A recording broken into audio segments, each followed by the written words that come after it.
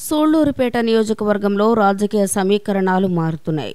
అధికార పార్టీకి చెందిన ఎమ్మెల్సీ వాకాటి నారాయణరెడ్డి, టీడీపీ నేత ఇసనాక హర్షవర్ధన్ రెడ్డిలతో ఎమ్మెల్యే కలివేటి సంజీవయ్య, మాజీ మంత్రి ఆనం రామనారాయణరెడ్డి చర్చలు జరిపారు. వారి అనుచరులు రానున్న ఎన్నికల్లో వైసీపీ గెలుపునకు కృషి చేసేందుకు రంగం సిద్ధమవుతోంది.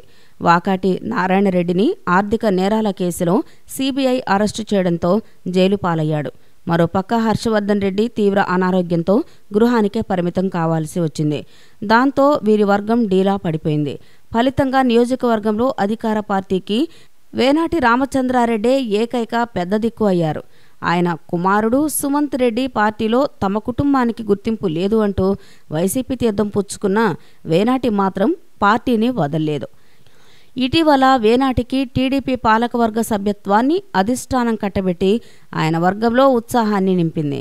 ఏడాదిగా బెంగళూరు జైల్లో ఉన్న వాకాటి నారాయణరెడ్డి తనకు బెయిల్ వచ్చేందుకు అధికార పార్టీ ఎలాంటి సాయం చేయలేదన్న తీవ్ర అసంతృప్తిలో రగిలిపోతున్నారు.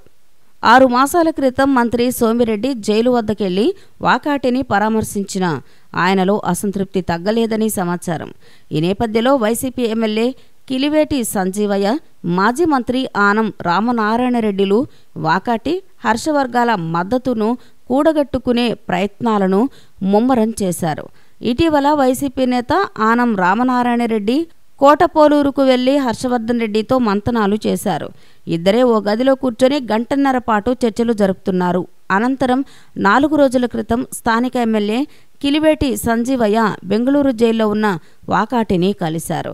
తన ద్వారా ఏం సాయం కావాలి సంజీవయ్య అంటూ వాకాటి పలకరించినట్లు సమాచారం. అనంతరం ఎమ్మెల్యే కిలివేటి శనివారం రాత్రి కోటపోలూరుకు వెళ్లి హర్షవర్ధన్ రెడ్డిని కలిసి మంతనాలు చేశారు. ప్రస్తుతం వాకాటి జైల్లో ఉండడంతో ఆయన వైసీపీలో చేరే పరిస్థితి లేదు. అలాగే హర్షవర్ధన్ రెడ్డి అనారోగ్యం కారణంగా వైసీపీలో చేరి చురుకైన రాజకీయ పాత్రను పోషించలేని పరిస్థితి. దాంతో వారి అనుచరులను రానున్న ఎన్నికల్లో వైసీపీ గెలుపు కోసం పనిచేసేలా చర్చలు జరుపుతున్నాయి. ఈ ఇద్దరి నేతల అనుచరగణం వైసీపీ తీర్థం పుచ్చుకుని బాహాటంగా ఆ పార్టీలో పనిచేస్తారా, లేక ప్రస్తుతం ఉన్నట్లే టీడీపీలో అంటి ముట్టనట్లు ఉంటూ వైసీపీ గెలుపునకు కృషి చేస్తారా అన్నది ఆసక్తిగా మారింది. టీడీపీ మరింత బలహీనపడే అవకాశం ఉంది. అసలే నియోజకవర్గంలో టీడీపీ బలహీనంగా ఉన్న నేపథ్యంలో ఇప్పుడు వాకాటి హర్ష అనుచరులు వైసీపీ వైపు మారితే టీడీపీ మరింత బలహీనపడే పరిస్థితులు ఉన్నాయి. దిగజారిపోతున్న పార్టీని గట్టెక్కిస్తాడు అన్న నమ్మకంతో టీటీడీ పాలకవర్గ సభ్యత్వాన్ని వేనాటి రామచంద్రారెడ్డికి అధిష్టానం కట్టబెట్టింది.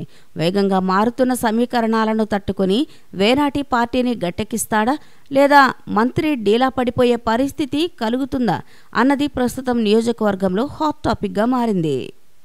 ఈ వీడియో కనుక మీకు నచ్చినట్లయితే లైక్ చేయండి, షేర్ చేయండి. ఇలాంటి లేటెస్ట్ వీడియోస్ కోసం మా ఛానల్ని సబ్స్క్రైబ్ చేసుకోండి.